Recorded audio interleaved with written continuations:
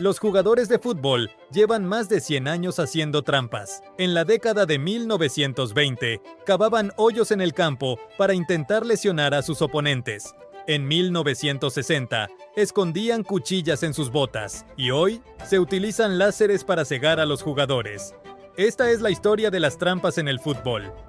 Vayamos a 1915, cuando estalló el primer escándalo de amaño de partidos entre el Manchester United y el Liverpool. En aquel entonces, el Manchester United luchaba por evitar el descenso y el Liverpool se encontraba cómodo en la mitad de la tabla. Pero al comenzar el partido, algo parecía no encajar. El árbitro notó la falta de compromiso de los jugadores del Liverpool, que fallaron un penalti, y algunos incluso se enfadaron cuando sus compañeros intentaban marcar. El partido terminó 2-0 a favor del Manchester United, lo que le salvó del descenso, y en cambio, provocó el descenso del Chelsea. Más tarde se descubrió que 7 de los jugadores en el campo estaban involucrados en un escándalo de apuestas, en el que todos apostaron a una victoria por 2-0 del United. La Asociación Inglesa de Fútbol suspendió de por vida a estos 7 jugadores por amañar el partido, pero el amaño de partidos sigue siendo común en el fútbol actual. Algo que ya no vemos es lo que ocurrió en 1924, cuando los árbitros cavaban hoyos en el campo para intentar lesionar a los jugadores. Imaginen a Buenos Aires levantando el título de liga.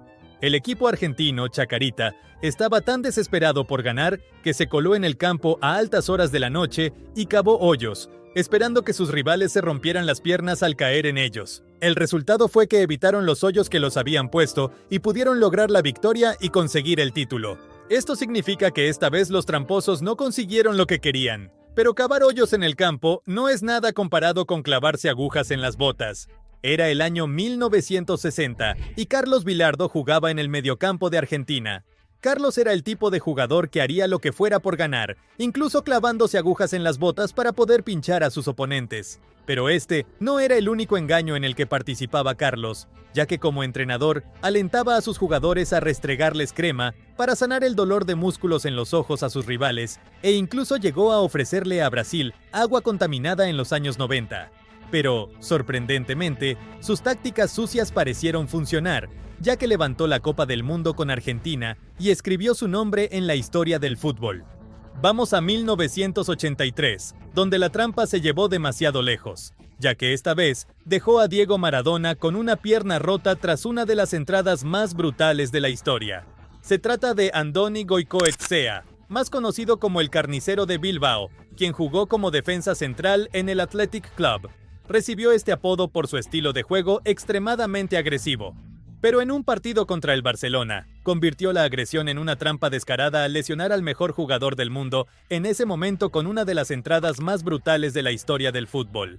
Esta entrada dejó a Maradona con un tobillo roto y le valió una suspensión de 16 partidos por la lesión deliberada. En lugar de sentir remordimiento por el daño que causó, el carnicero conserva la bota en su casa para recordar ese momento para siempre.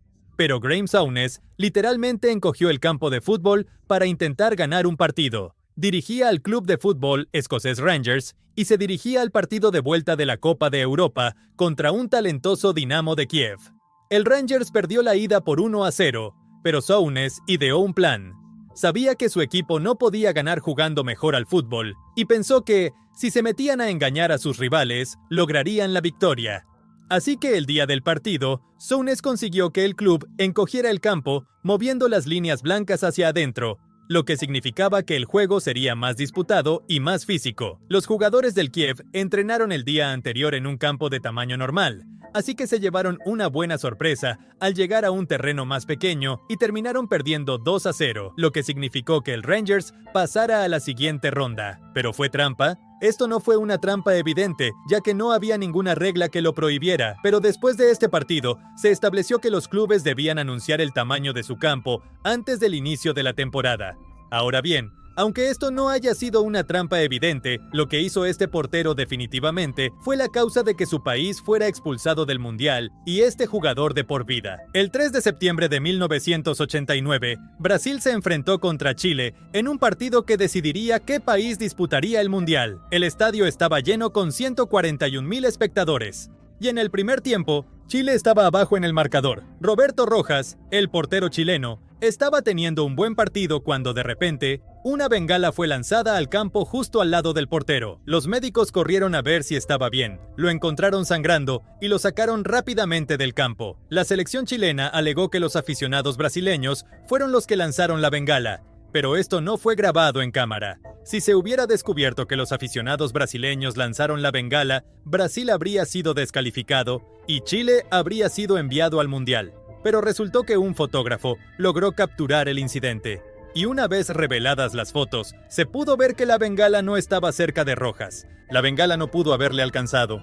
El portero chileno admitió más tarde que estaba tan desesperado por clasificar al Mundial que se golpeó con una cuchilla de afeitar en los guantes y se cortó, provocando la hemorragia. Esto significó que Chile fue descalificado del Mundial y Rojas recibió una suspensión de por vida del fútbol. En la década del 90, las trampas se volvieron aún más locas, como el país que envió drones para espiar el entrenamiento francés, pero antes de llegar a eso, en 1991, tuvimos uno de los momentos de trampa más locos de la historia. Diego Maradona fue suspendido del fútbol durante 15 meses. Maradona ya había hecho trampa antes, pero se las arregló para salirse con la suya con su famoso gol contra Inglaterra, para expulsarlos del Mundial, usando la mano. Pero en 1991, las cosas llevaron a un nivel completamente nuevo para el argentino cuando fue convocado para una prueba de dopaje y terminó dando positivo, lo que le valió una suspensión de 15 meses sin poder jugar fútbol. Ahora bien, uno pensaría que habría aprendido de esta suspensión. Así que cuando regresó, esto no volvió a suceder, ¿verdad? Error, porque en 1994, durante el Mundial, volvió a ocurrir lo mismo. Diego no logró salirse con la suya, pero un jugador que sí logró salirse con la suya, haciendo trampa, fue Andreas Müller, cuyas trampas le dieron la victoria al Borussia Dortmund, el título de la Bundesliga. En 1995, el Borussia Dortmund y el Bayern de Múnich competían por el título, así que cuando se enfrentaron fue como una guerra alemana. Durante el partido, el centrocampista del Dortmund, Andreas Müller, decidió tirarse en el área y provocó un penalti. Müller afirmaba que no se había tirado, pero viendo las imágenes literalmente no hubo contacto. Este penalti le dio al Dortmund el partido y también el título de la Bundesliga. Müller fue posteriormente sancionado con 2 partidos, multado y suspendido de la selección nacional por un tiempo. Pero no le importó, porque era campeón de la Bundesliga, así que la sanción definitivamente valió la pena. Pero Müller no es el único futbolista que se salió con la suya haciendo trampa, ya que en 2002, Rivaldo hizo una escena bochornosa en el fútbol. Era el Mundial y Brasil se enfrentaba a Turquía cuando un jugador turco le dio un balonazo a Rivaldo. El brasileño aprovechó la oportunidad para tirarse y provocó la expulsión del jugador turco. Brasil ganó el partido 2-1 y luego conquistó el trofeo y fue campeón mundial. Todo el estadio abucheó la decisión y Rivaldo incluso recibió una multa de 5.000 libras después del partido. Pero no le importó porque llevaba una medalla de campeón del mundo colgada en el cuello. Pero al entrar en la década del 2000, las infidelidades no solo ocurrían en el campo, porque Ryan Giggs las hacía fuera de ellas con la esposa de su hermano. Todo empezó en 2003. En aquel entonces, Ryan Giggs era uno de los mejores jugadores del mundo en el Manchester United. Lo tenía todo: dinero, éxito, una familia amorosa. Pero eso no le bastó a Ryan. Durante 8 años, Ryan mantuvo una aventura con la esposa de su hermano. Esta aventura incluso continuó mientras ella estaba embarazada del hijo de su hermano. Tras 8 años de mentiras y engaños, finalmente se supo la verdad. Y cuando el hermano de Ryan, Rodri, se enteró, dijo lo siguiente: It was bizarre. It was a whole kind of emotions, numbness, shock, disbelief, a lot of things really. He denied it initially, didn't he? Yes. And how did you manage to prove that you knew? I'd said to him I had texts and pictures, and that's when he admitted it. Pero lo increíble es que no fue la única leyenda del Manchester United que hizo trampa en 2003, porque David Beckham también fue noticia cuando hizo exactamente lo mismo. Bueno, quizá no exactamente lo mismo. No había hermanos involucrados, pero en 2003, Beckham estaba casado con su esposa Victoria cuando una mujer llamada Rebecca salió a la prensa contando la historia de su romance con la superestrella. Beckham jugaba para el Real Madrid en ese momento y probablemente era el futbolista más famoso del mundo, así que esta historia realmente causó sensación. Victoria describe este periodo como el punto más difícil de su matrimonio, pero de alguna manera lograron resolverlo y siguen juntos hoy. En 2006, se produjo el escándalo de engaños más descabellado que el fútbol haya visto jamás, que le costó a la Juventus 2 títulos de la Liga Italiana y descendió, mientras que otros clubes italianos enfrentaron serias deducciones de puntos. Este escándalo se conoce como Calciopoli. ¿Y qué pasó? La Juventus, el AC Milan, la Fiorentina, la Lazio y un par de clubes italianos más pequeños estuvieron involucrados en lo que se ha descrito como un escándalo de amaño de partidos, en el que se eligieron árbitros específicamente para favorecer a ciertos equipos. Esto se hizo mediante llamadas telefónicas anónimas con números extranjeros para dificultar su rastreo, pero al final todo estalló y el fútbol italiano quedó conmocionado. Cada club se enfrentó a un castigo diferente, según su nivel de implicación en el escándalo. La Juventus descendió a la Serie B y perdió 2 títulos de liga. Al Milan se le descontaron 30 puntos por la temporada anterior y 8 puntos por la siguiente. A la Lazio solo se le descontaron 3 puntos, pero no se le permitió jugar la Copa de la UEFA la temporada siguiente. A la Fiorentina se le descontaron 15 puntos y se le eliminó de la Champions. La Juventus fue sin duda la peor parada de todos los clubes, ya que el descenso a la Serie B significó la salida de muchos de sus mejores jugadores, como Zlatan Ibrahimovic, Patrick Vieira y Fabio Cannavaro. Pero por suerte para la Juve, aún contaban con suficientes jugadores de calidad para ascender de nuevo la temporada siguiente. En 2010, las trampas de Luis Suárez hicieron que todo un país lo odiara. Eran los cuartos de final de la Copa del Mundo y Uruguay se enfrentó a Ghana y ambos equipos estaban desesperados por pasar a la siguiente ronda. Después de 90 minutos, el partido estaba empatado y se fue a la prórroga. Ghana dominaba a Uruguay y cuando todo acababa una pelota cayó en el área. El jugador de Ghana cabeceó y parecía que marcaría, pero Suárez metió la mano y terminó siendo expulsado. Lo que todo pareciera perdido, Suárez le dio un salvavidas a Uruguay. El jugador ganés fue a lanzar el penal y lo falló, lo que significó que el partido terminó empatado y se fue a la tanda de penaltis. Uruguay terminó ganando la tanda de penaltis, lo que significa que la atrapada de Suárez en la línea de gol fue la razón por la que Uruguay clasificó y la razón por la que Ghana fue expulsada del Mundial. Después de este incidente, Suárez se hizo conocido como el tramposo en Ghana, pero Suárez se negó a disculparse.